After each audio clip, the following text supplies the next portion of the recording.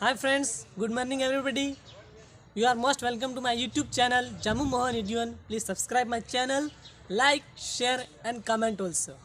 आज का टॉपिक है मेटाबॉलिज्म। ठीक है, मेटाबॉलिज्म बोले तो हम क्या हैं? केमिकल्स। हम सारे जो लिविंग बींग्स हैं केमिकल से बने। ये केमिकल्स चाहे हो वेरियस क्लास से हो, ठीक है, अलग अलग साइज से हो या फिर अलग अलग फंक्शन के हो।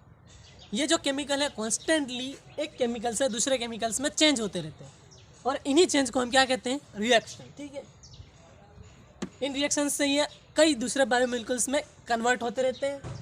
ठीक है, हमारी बॉडी में जो है कई सारी रिएक्शंस, लगभग हज़ारों रिएक्शन एक साथ एक ही टाइम पर एक साथ परफॉर्म होती है। इन सारी रिएक्शन के सम को हम मिला दें तो हम इसको क्या कहेंगे? मेटाबॉलिज्म। ठीक है, मेटाबॉलिज्म के थ्रू हम जिंदा हैं। अब नॉन लिविंग के केस में आते हैं। नॉन लिविंग केस में भी हम देखेंगे कि मेटाबॉलिज्म होता है कैसे? आर्टिफिशियली।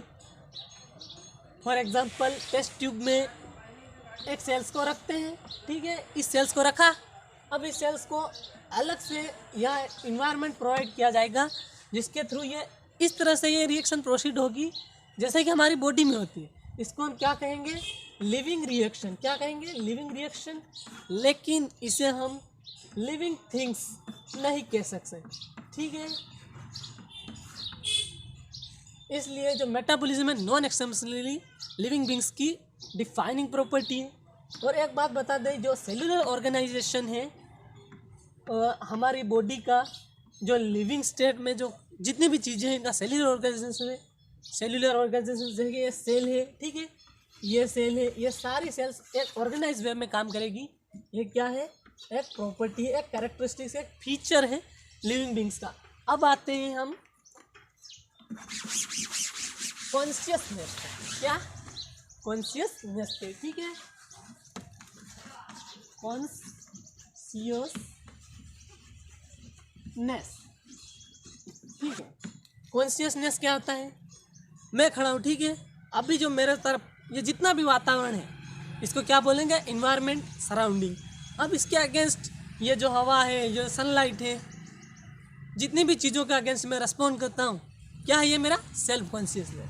ठीक है, चाहे वो फिजिकल हो, जैसे कि अभी मेरे को किसी ने थप्पड़ मारा, ठीक है, या मेरे को बहुत ही ज़्यादा सनलाइट लग रही, ये क्या क्या फिजिकल। उसके बाद हो गया बायोलॉजिकल, मेरी बॉडी में कुछ चेंजेस आ रहे हैं जिसकी वजह से मुझे बुखार आ रहा है, कुछ भी हो रहा है, ये क्या गया? बायोलॉजिकल। और केमिकल, जैसे कि अभी मेरे को सांप ने काट लिया तो मेरी बॉडी में इंजेक्ट हो गया उसका जहर, वो क्या है? केमिकल। या दूसरा कुछ भी केमिकल है जिसकी वजह से मेरे को प्रॉब्लम हो रही है या मैं उसके अगेंस्ट अपना जो है वो प्रतिक्रिया दिखा रहा हूँ। ठीक है, ये क्या हो गया? कॉन्शियसनेस। अब देखेंगे कॉन्शियसनेस। अब इसको आपको मैं एक दूसरा एग्जांपल देता हूँ। ठीक है, ये क्या है? ट्री है। ठीक है, अब ये ट्री है, यहाँ पर ये सन है, ये सन है, ये सन की जो यहाँ पर लाइट गिरी है। अब यहाँ पर एक वर्ड यूज़ करना है, photo period. Photo period, photo का मतलब होता है लाइट और पीरियड का मतलब होता है टाइम।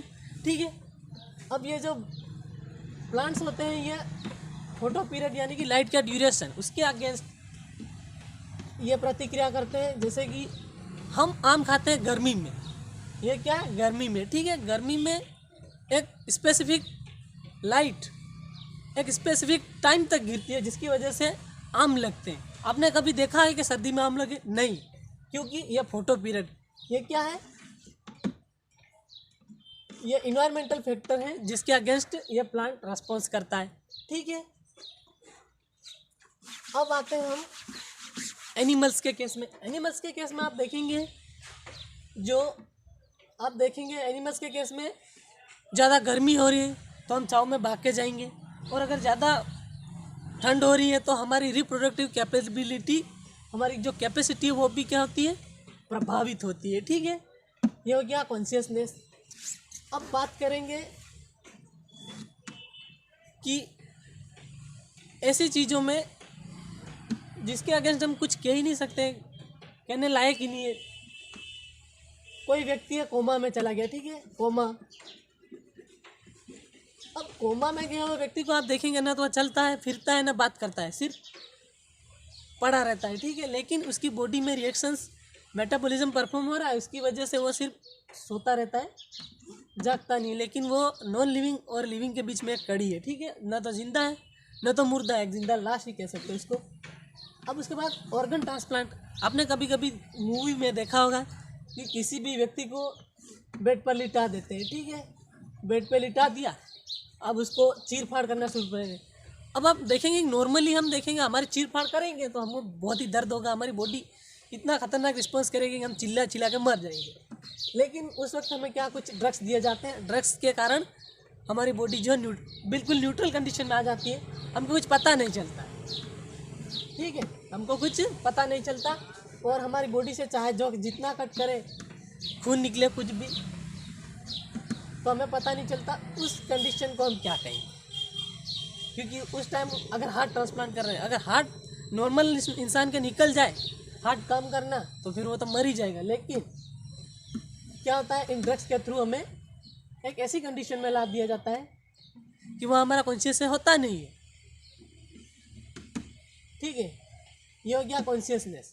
लेकिन इनको छोड़कर ये कॉन्शियसनेस है, इसको defining property non exceptionally, metabolism और कॉन्शियसनेस दो ऐसी प्रॉपर्टी है जो लिविंग की, जिसके बेसिस पर हम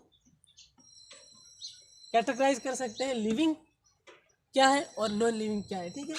आज के टॉपिक में बस इतना ही। Thanks for watching this video, please subscribe my channel and support me. Okay, bye.